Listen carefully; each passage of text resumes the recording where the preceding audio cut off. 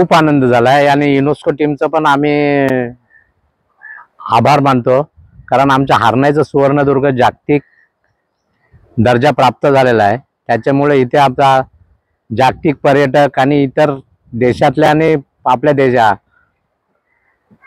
परकीय देशातले पण पर्यटक इथे येऊन आणि इथे असणाऱ्या स्थानिक किल्ल्यांना पण डागडुजी करून आणि अनेक सुविधा उपलब्ध करून शासनाने द्यावे, जेणेकरून इथल्या लोकांना रोजगार उपलब्ध होईल आणि शिवाजी महाराजांचा किल्ला आणि पादस्पर्श झालेला किल्ला सुवर्णदुर्ग आणि इथला गोवागड म्हणजे तो भुईकोट किल्ला, इथे समोर 2 किल्ले आहेत।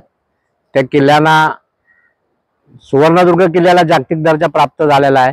तर आम्हाला इथल्या स्थानिक लोकांना खूप आनंद झालाय, खूप म्हणजे खूपच आनंद झाला। त्याच्या बदल्यात आज लोकांनी रॅली पण काढली, तहसीलदार मॅडम आणि महसूल विभागाचे बरेचसे लोक पण आली होती।